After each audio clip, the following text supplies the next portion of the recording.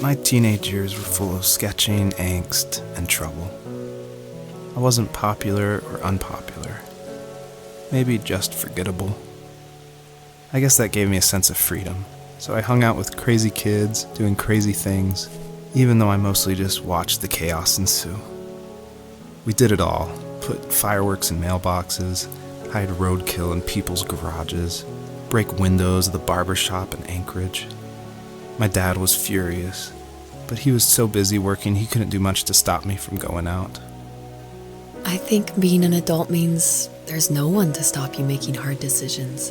He had to make a living, and he couldn't be in two places at once. Yeah, I realize that now.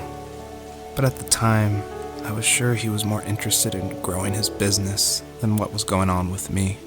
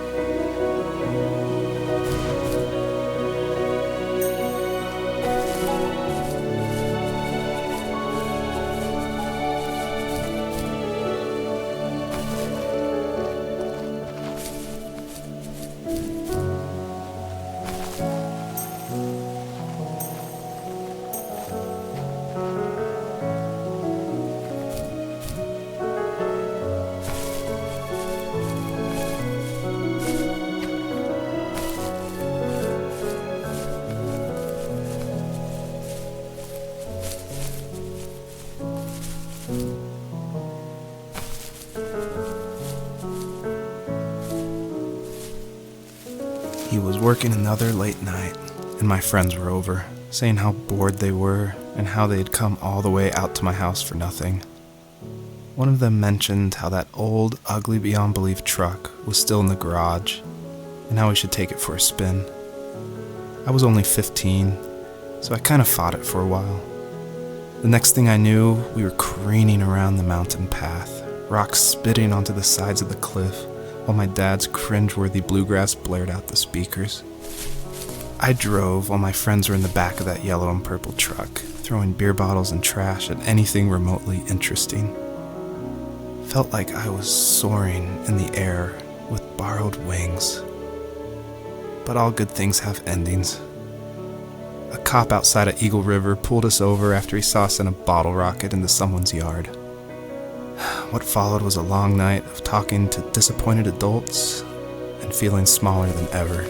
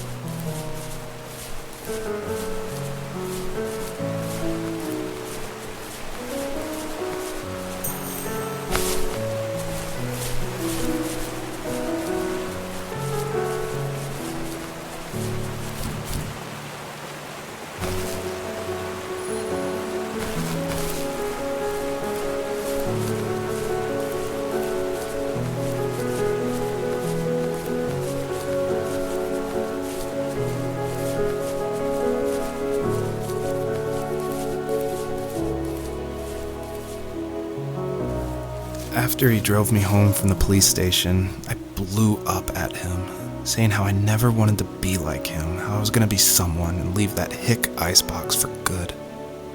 He just looked forward at the road with tired eyes. I took out that bluegrass tape from the cassette deck and chucked it out the window.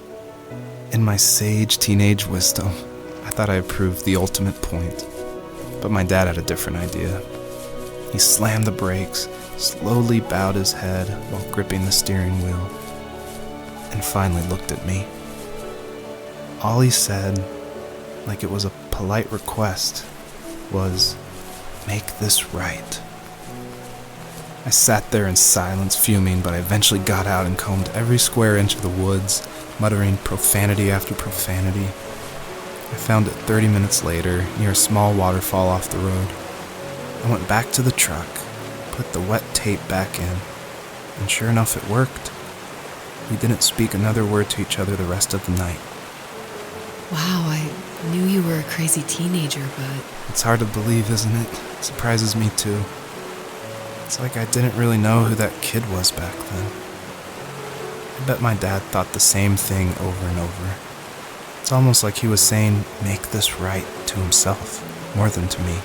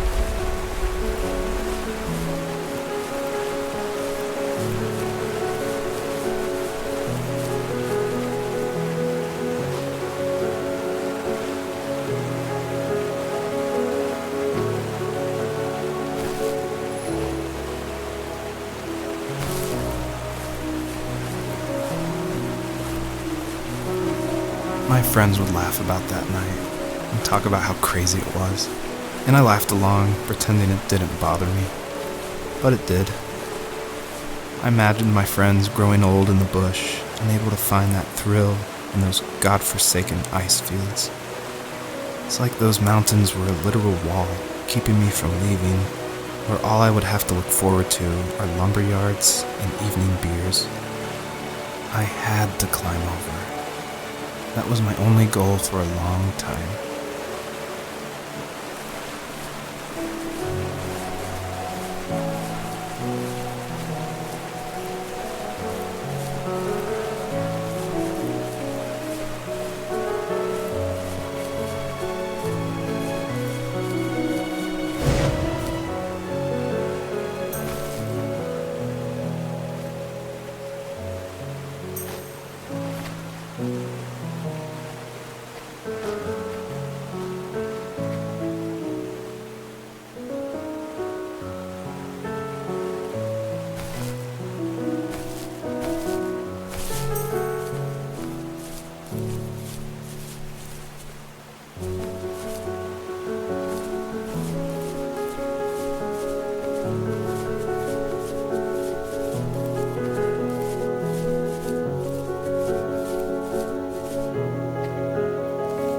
If there was some way I could take my love of drawing and turn it into a way of escape, nothing would make me happier.